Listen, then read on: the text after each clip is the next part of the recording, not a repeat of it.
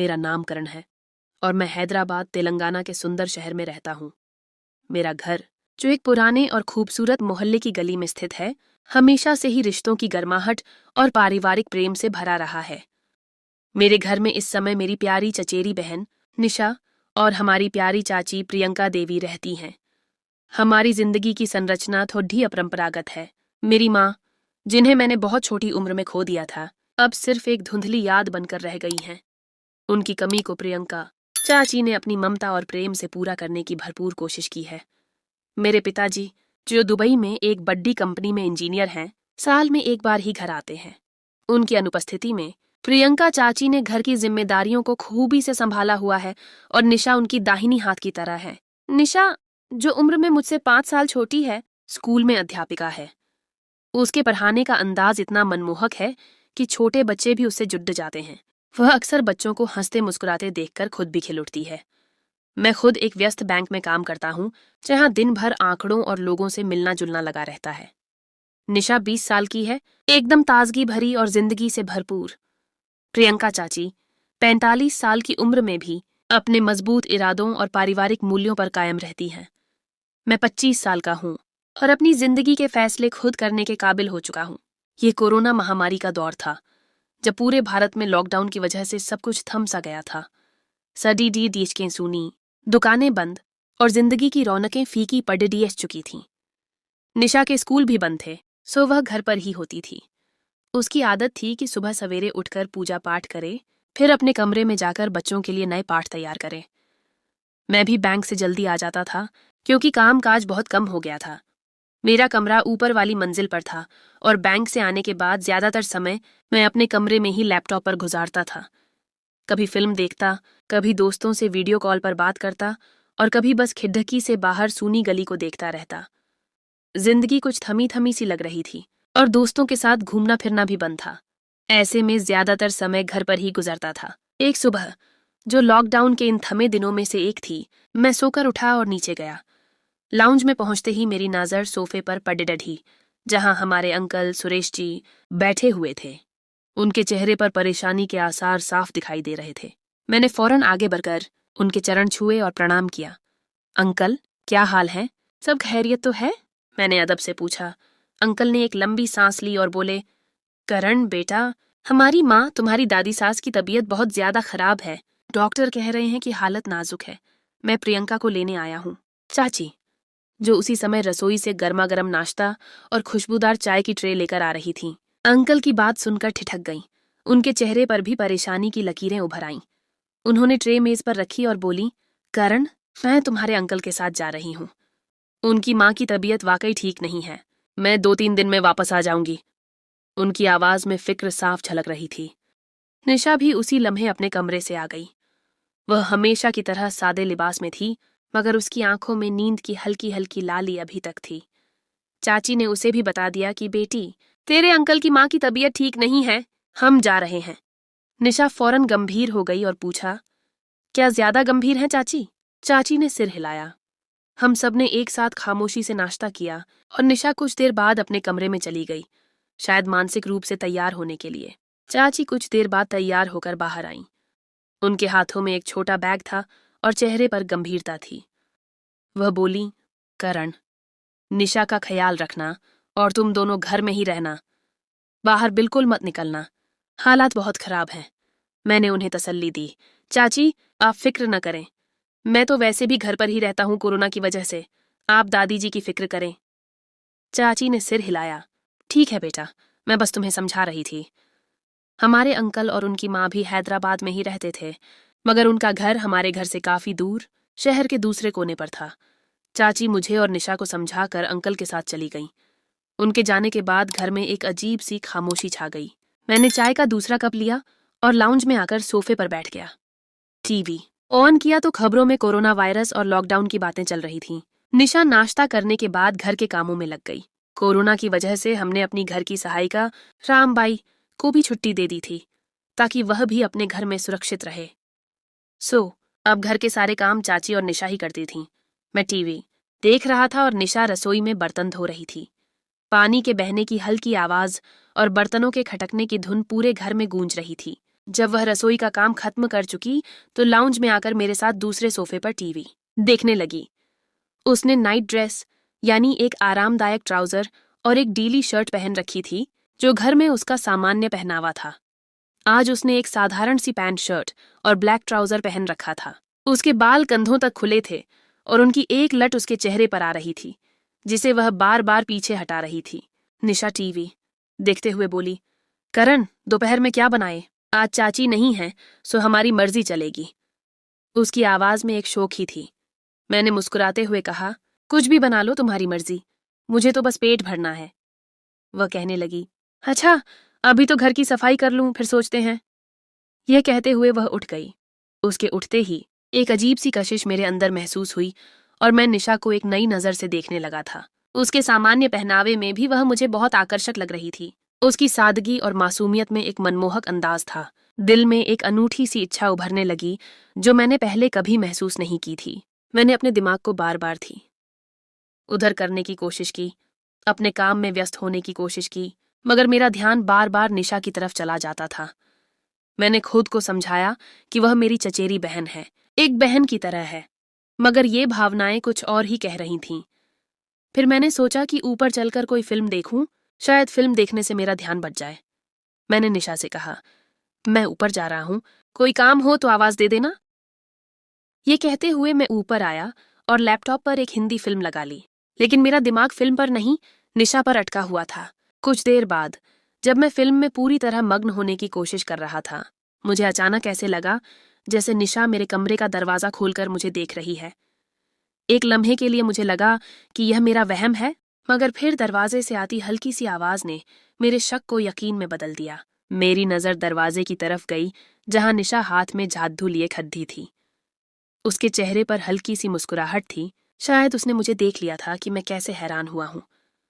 उस पर नजर पड़ते ही मैंने जल्दी से कहा, आओ निशा, क्या काम है? तुम यहाँ क्यों खड़ी डिडी हो? निशा हल्के से शर्माते हुए बोली, करण, कमरे की सफाई करनी थी। फिर मैंने उसका हाथ पकड़ा और उसे अंदर की तरफ खींचते हुए बोला, कर लो, लेकिन जब किसी के कमरे में जाओ तो दस्तक देते हैं। निशा बोली, 2-3 बार दस्तक दी थी, मगर आप फिल्म में व्यस्त थे, इसलिए आवाज नहीं सुनी होगी। उसकी बातों में एक हल्की सी शिकायत भी थी, मगर उसकी आंखों में एक चमक थी। फिर निशा बोली, अब मैं नीचे चली, मैं आपके कमरे की सफाई करके आती हूँ। मैं फिर नीचे आ गया और टीवी ऑन कर लिया। मेरा दिल तेजी से धड़क रहा था। मैं सोच रहा था कि आज बहुत गड्ढबद्ध हो गई है, निशा मेरे बारे में क्या सोचेगी? क्या उसे बुरा लगा होगा? क्या उसे मेरे इरादे समझ आ गए होंगे? मैं नीचे लाउंज में बैठा यही सोच रहा था कि निशा भी ऊपर से नीचे आ गई। वह बिल्कुल सामान्य थी। उसके चेहरे पर कोई फिक्र या शर्मिंदगी नहीं थी, बल्कि वह अपने रोजमर्रा के अंदाज में ही थी। उसके अंदाज से कहीं भी यह नहीं लग रहा था कि अभी कुछ देर पहले मैंने उसका हाथ पकड़ा था।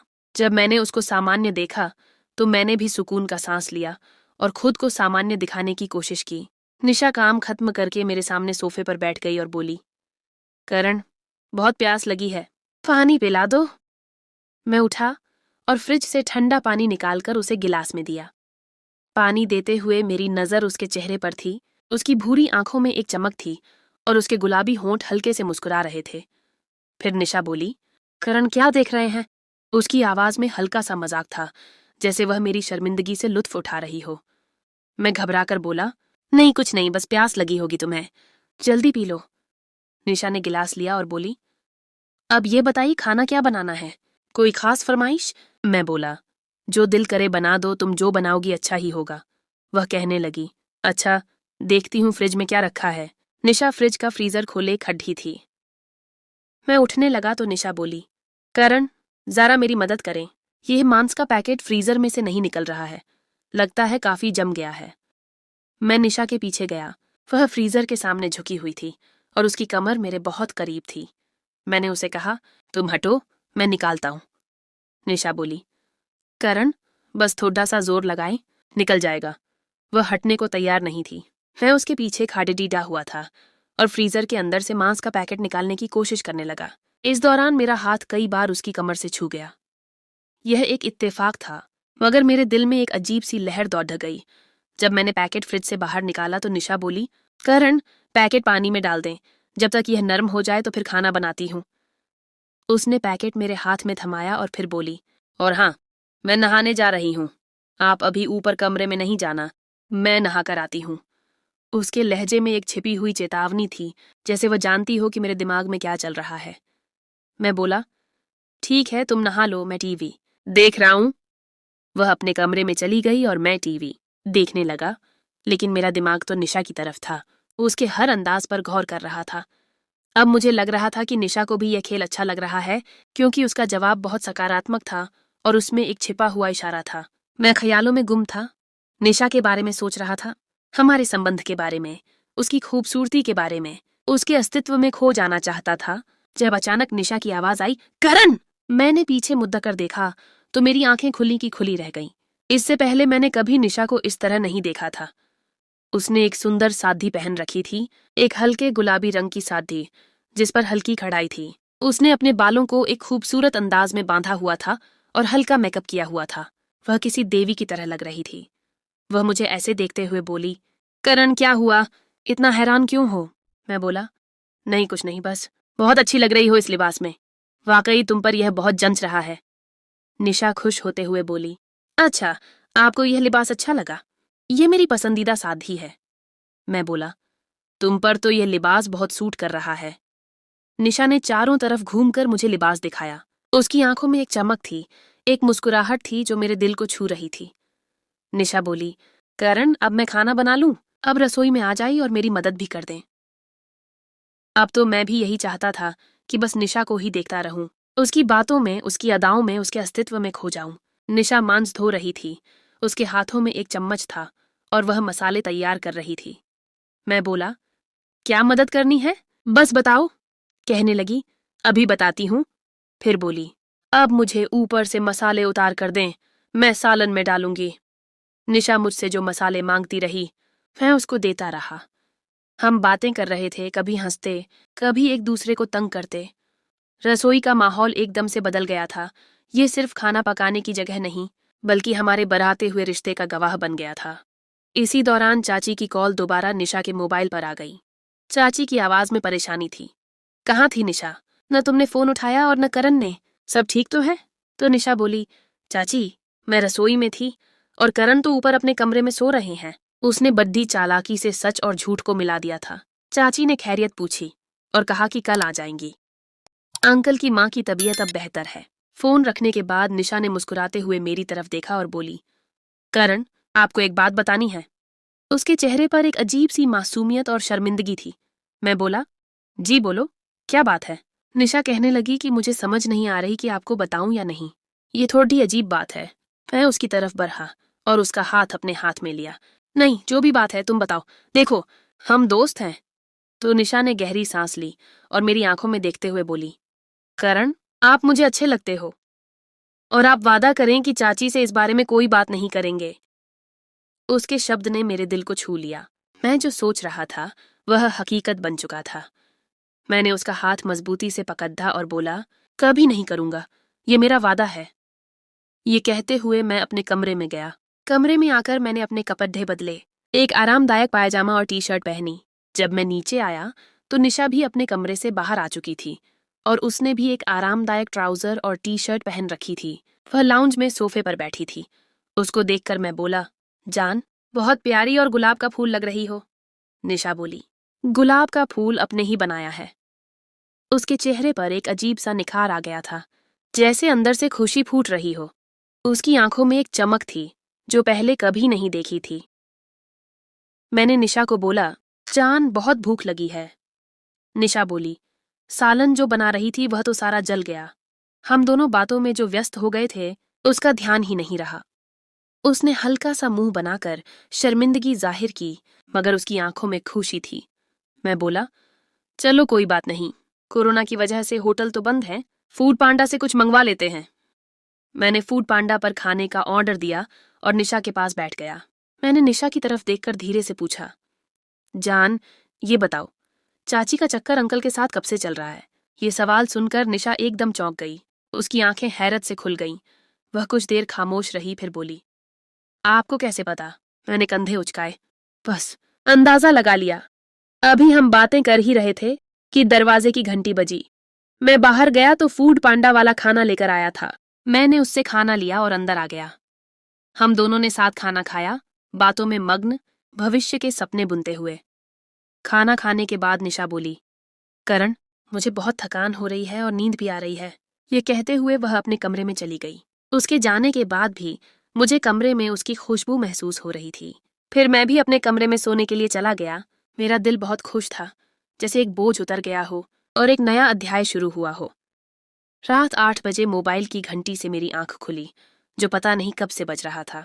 नींद की वजह से मैं उसे सुन नहीं पाया था। मोबाइल देखा तो चाची की कॉल थी। वह लगातार कॉल कर रही थी। मोबाइल उठाकर मैं बोला, जी चाची। दूसरी तरफ से चाची की गुस्से से भरी हुई आवाज आई, कहाँ हो तुम दोनों? न निशा कॉल उठा रही न तुम। क्या हुआ है? फोन क्यों नहीं उठा रहे थे? उनकी आवाज में चिंता और गुस्सा दोनों था। मैं बोला, चाची, मैं ऊपर कमरे में सो रहा था और मुझे लगता है निशा भी सो रही होगी। चाची गुस्से से बोली, ये कोई वक्त है? रात के 8 बजे हैं। तुम दोनों फोन ना उठाते तो मैं तुम्हारे अंकल के साथ घर आ जाती। पता नहीं क्या खाकर सोए थे। फिर चाची बोली, नीचे जाओ और निशा को उठाकर मेरी बात करवाओ। मैं बोला, जी करवाता हूँ। और चाची ने फोन बंद कर दिया। मैं गया, हाथ मुंह धोकर ताजा दम हुआ और नीचे आया तो निशा अपने कमरे में बेखबर सो रही थी। उसके चेहरे पर एक सुकून भरी मुस्कुराहट थी, जैसे वह कोई खूबसूरत सपना देख रही हो। निशा सोते हुए बहुत प्यारी लग रही थी। मैंने उसके करीब जाकर आहिस्ता से आवाज दी, निशा जान उठ जाओ, 8 बज गए हैं। निशा ने आंखें खोली और नींद में बोली, करण सोने दो ना, अभी तो रात हुई है। मैं बोला, जान उठ जाओ, चाची ने काफी कॉल की है और मैं भी सो रहा था और तुमने भी फोन नहीं उठाया। वह गुस्से में थी। निशा बोली, अब के प्यार का नशा ही ऐसा था कि वक्त का पता ही नहीं चला। उसकी यह बात सुनकर मेरे दिल में एक मीठी सी चुभन हुई। निशा उठकर बैठ गई और अपने मोबाइल को देखा तो बोली, ओहो, चाची ने कितनी कॉल की है। निशा ने फौरन चाची को कॉल की। चाची भी उससे गुस्सा करने लगी कि फोन का कोई जवाब नहीं दे रहा था। चाची ने थोड़ी देर बात की और फिर फोन काट दिया। फिर मैं बोला, चलो तुम फ्रेश हो जाओ, फिर खाना खाते हैं। निशा फिर वॉशरूम चली गई। मैं निशा के कमरे से बाहर आया और टीवी ऑन करके खबरें देखने लगा। निशा भी नहाकर लाउंज में आ गई। उसके बालों से पानी टपक रहा था और वह एक ताजी सी गुलाब की खुशबू फैला रही थी। निशा बोली, करण बहुत भूख लग रही है, 9 बज रहे हैं। मैं बोला, जान पिज्जा ऑर्डर कर देते हैं और मैं बाजार से कुछ सामान भी ले आता हूँ। निशा बोली, ठीक है, आप सामान ले आई, जब तक मैं पिज्जा ऑर्डर कर देती हूँ। मैंने मोटरसाइकिल निकाली और बाजार चला गया। रास्ते में मुझे एक छोटा बच्चा मोतियों और गुलाब के हार लिए खद्दा नजर आया। मैंने उससे मोती और गुलाब के सारे हार लिए। सोचा यह निशा को बहुत पसंद आएंगे। कुछ और सामान लिया और घर पहुंच गया। निशा ने गेट खोला। उसके चेहरे पर एक चमक थी। मैंने मोटरसाइकिल अंदर खड़ी की और वह अंदर चली गई। पिज्जा भी आ गया था और रसोई से उसकी खुशबू आ रही थी। निशा रसोई में पिज्जा निकालने लगी। मैं सामान वाला थैला ऊपर अपने कमरे में रखकर नीचे आ गया। निशा पिज्जा और जूस मेज पर लगा चुकी थी और 2 गिलास में उसने पानी भी रख दिया था। जब हम पिज्जा खाने बैठे, मेरे मोबाइल की घंटी बजी। चाची की कॉल थी। मैंने फोन उठाया और बोला, जी चाची। चाची बोली, कहाँ हो? मैं बोला, अपने कमरे में। चाची बोली, और निशा? मैं बोला, वह नीचे होगी, मैं देखता हूँ। चाची कहने लगी, वह फोन नहीं उठा रही। मैं बोला, चाची कोई काम कर रही होगी, शायद रसोई में हो, अब दोबारा कर लें। मुझे लग रहा था कि कहीं चाची को कोई शक तो नहीं हो गया है। उनकी आवाज में हल्का सा शक महसूस हो रहा था। लेकिन अब तो जो होना था वह हो गया था। हम एक दूसरे से प्रेम करने लगे थे। इसी लम्हे मेरे मोबाइल पर दोबारा घंटी बजी। देखा तो निशा की कॉल थी। वह मुझे अपने पास बैठी होने के बावजूद कॉल कर रही थी, ताकि चाची को यकीन हो जाए कि मैं अपने कमरे में नहीं बल्कि उसके साथ हूँ और चाची का फोन नहीं उठा पा रहा। मैंने कॉल उठाई और बोला, जी जान। निशा बोली, करण कहाँ हो? मुझे बुलाया क्यों नहीं? मैं बोला, निशा मैं नीचे आ रहा हूँ। ये बोलकर मैंने फोन बंद किया। चाची को अब तसल्ली हो चुकी थी कि हम वाकई व्यस्त थे और उनका फोन नहीं उठा पाए थे।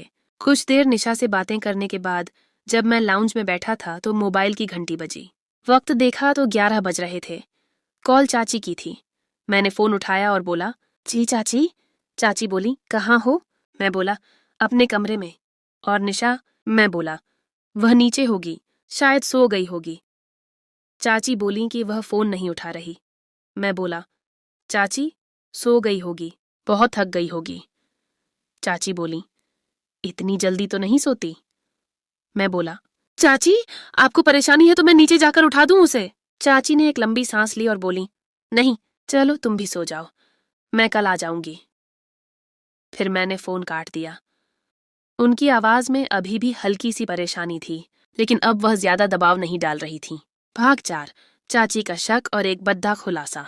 अगली सुबह मैं जब नींद से उठा तो देखा सुबह के 11 बज रहे थे। सामान्य से बहुत ज्यादा देर हो चुकी थी। फौरन मेरे मोबाइल पर चाची की कॉल आई। फोन उठाया तो चाची की गुस्से वाली आवाज आई, करण, दरवाजा खोलो, मैं बाहर खड़ी डी हूं। ये सुनते ही मेरे होश उड़ गए। मैंने जल्दी से उठकर कपड़े पहने और दरवाजे की तरफ गया। दरवाजा खोला तो चाची सामने खड़ी थीं। उनके चेहरे पर गंभीर गुस्सा और चिंता साफ नजर आ रही थी। गुस्से से बोली, इतनी देर से दरवाजे की घंटी बजा रही थी, कहाँ थे तुम और निशा? कोई जवाब ही नहीं दे रहा था। मैंने हकलाते हुए कहा, मैं तो सो रहा था चाची, और निशा हो सकता है वॉशरूम में हो या अपने कमरे में। चाची ने बिना कुछ कहे गेट से अंदर दाखिल होकर मेरे आगे जाने लगी। मैंने जल्दी से गेट बंद किया।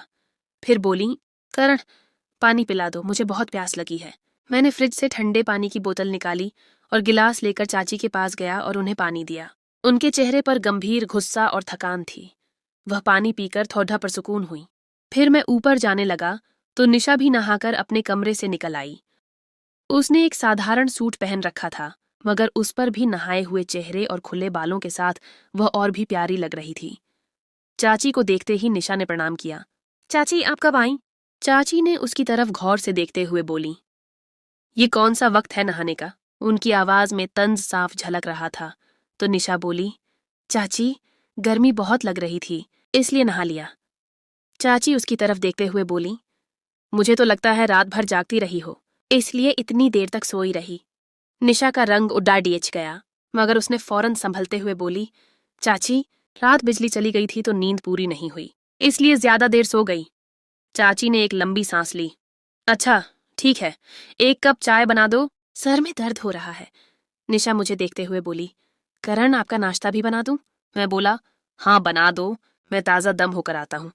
फिर मैं नहाकर नीचे चला गया तो निशा नाश्ता बना चुकी थी और चाची के लिए चाय भी रखती थी। निशा ने चाची को चाय दी और हम दोनों ने नाश्ता किया। चाची टीवी देख रही थी। निशा ने चाची से पूछा कि अब अंकल की माँ कैसी हैं? चाची बोली, हाँ अब ठीक है, डॉक्टर ने बताया कि खतरे से बाहर है। निशा बोली, चाची, आप अब किसके साथ आईं?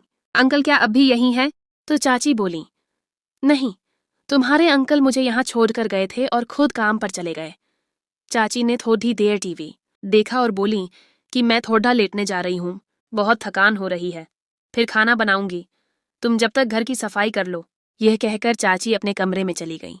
निशा ने मेरी तरफ देखा, उसकी आंखों में एक सवाल था। मैंने उसे तसल्ली दी और वह दोबारा घर के कामों में लग गई।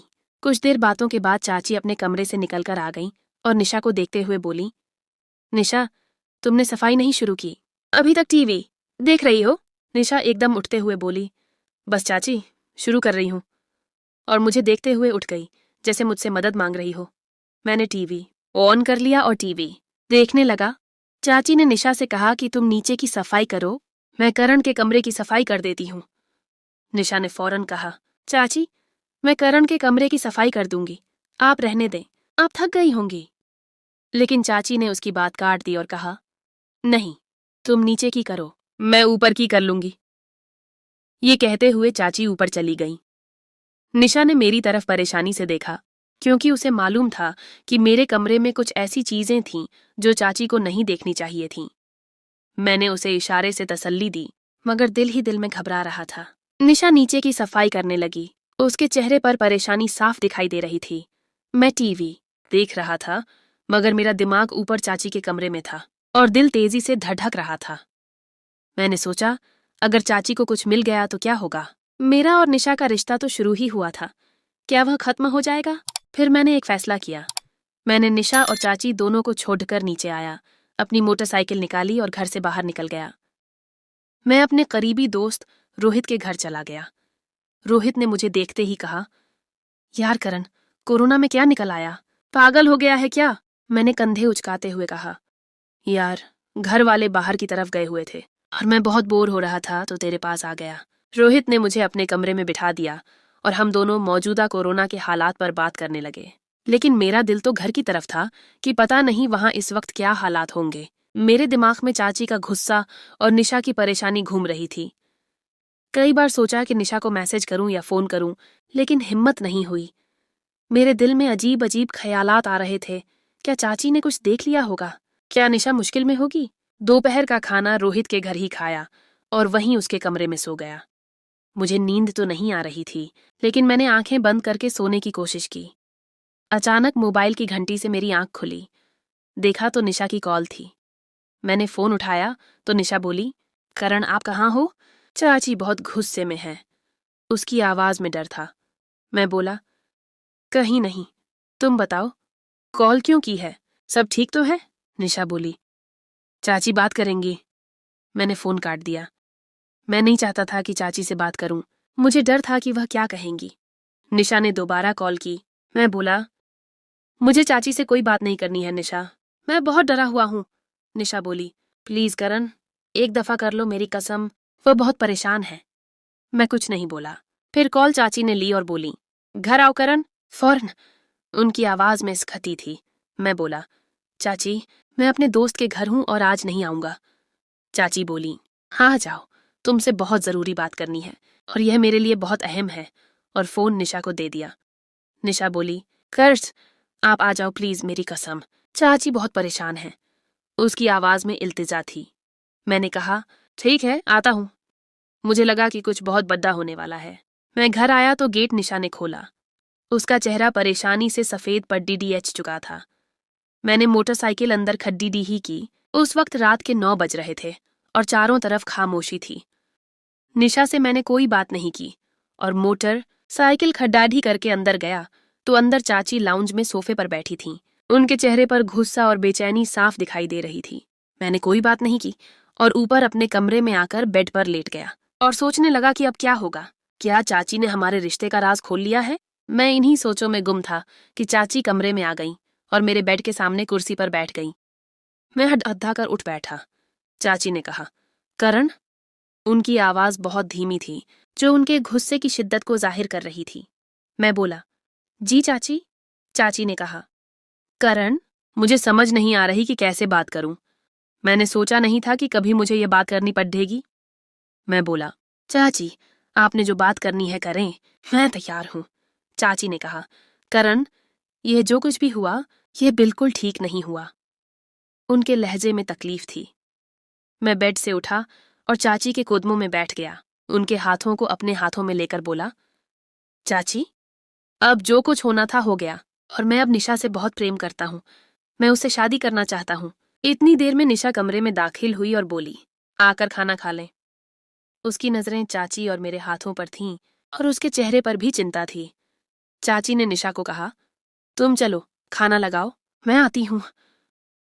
निशा जब चली गई तो चाची कुछ कहना चाह रही थीं, लेकिन हिचकिचा रही थीं। उनके चेहरे पर अजीब से हाव भाव थे, जैसे वह कोई बहुत बड़ा राज छिपा रही हो। मैं बोला, चाची, आप कुछ कहना चाह रही हैं? प्लीज बता दें।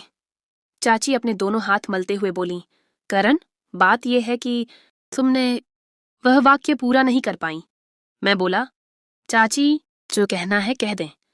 चाची ने कुछ नहीं कहा और नीचे चली गई। मैं सोचने लगा कि चाची के दिमाग में क्या चल रहा है। वह कुछ कहना चाहती थीं, लेकिन उनकी हिम्मत नहीं हो रही थी। मुझे एकदम एहसास हुआ कि यह बात सिर्फ मेरे और निशा के रिश्ते की नहीं, बल्कि इसमें कोई और गहरा राज छिपा है। मैं नीचे नहीं गया और बिस्तर पर लेट गया। कुछ देर बाद मेरे मोबाइल पर निशा का मैसेज आया। मैंने मैसेज देखा, उसे पूरी बात बताई और आंटी के अजीब व्यवहार के बारे में भी बताया। निशा ने जवाब दिया, करण, आपको एक बात बताऊं? एक बहुत अहम बात, लेकिन अभी नहीं। मैंने निशा से बहुत पूछा, हाँ बताओ क्या बात है, मुझे बहुत फिक्र हो रही है। पर निशा ने कोई बात नहीं बताई, बस इतना कहा कि सही वक्त पर बताऊंगी। अगले दिन जब सुबह मैं नींद से उठा तो नाश्ता बन गया था। उसकी खुशबू पूरे घर में फैली हुई थी। चाची रसोई से नाश्ता लाकर मेज पर रखने लगीं। उनके चेहरे पर कल वाली स्खती नहीं थी, बल्कि एक हल्की सी उदासी थी। निशा भी रसोई से बाहर आ गई। उसकी आंखों में भी वही उदासी थी। हम तीनों ने खामोशी से नाश्ता किया। नाश्ता के बाद मैं बैंक चला गया। 1 घंटे बाद निशा का मोबाइल पर मैसेज आया। निशा बोली, करण क्या हो रहा है? मैं बोला, जी जान काम कर रहा हूं। और चाची का क्या हुआ? वह कुछ बता नहीं रही हैं। निशा बोली, जान मैं मौसी के घर जा रही हूँ, शाम तक वापस आ जाऊंगी, आप जल्दी आ जाना, मुझे आपसे बहुत जरूरी बात करनी है। ये कहकर उसने फिर कॉल काट दी। मैं काम में व्यस्त हो गया। वक्त देखा तो 2 बज रहे थे। लॉकडाउन में बैंक में 1 बजे तक काम होता था, तो मुझे वक्त पर निकलने में आसानी थी। मैंने बैंक से छुट्टी की और घर की तरफ रवाना हो गया। घर पहुंचकर गेट की घंटी दी तो थोड़ी देर के बाद चाची गेट खोलने आई। उनके चेहरे पर एक अजीब सी बेबसी थी, जैसे वह किसी गहरे ख्याल में गुम हो। वह गेट खोलकर जल्दी से वापस मुद्दकर अंदर चली गईं। उन्होंने मेरी तरफ देखा तक नहीं। मैंने मोटरसाइकिल खड्डीडी की ओर अंदर आ गया। चाची रसोई में थीं और इस बार वह कुछ खाना नहीं बना रही थीं, बस पानी पी रही थीं। मैंने फ्रिज से पानी की बोतल निकाली। चाची ने मेरी तरफ देखा और बोली, करण पानी मुझे भी पिला दो। मैंने उन्हें पानी दिया। इस दौरान भी उनकी नजरें खाली खाली थीं। चाची ने हरे रंग की कमीज और सलवार पहनी हुई थी। उनके बालों में अभी भी कुछ उलझन थी। उनके रवैये से लग रहा था कि कोई गहरा राज उन्हें परेशान कर रहा है। क्या चाची आखिर वह राज खोल पाएंगी? और निशा क्या अहम बात बताना चाहती है? ये सब जानने के लिए बने रहिए इस कहानी के साथ।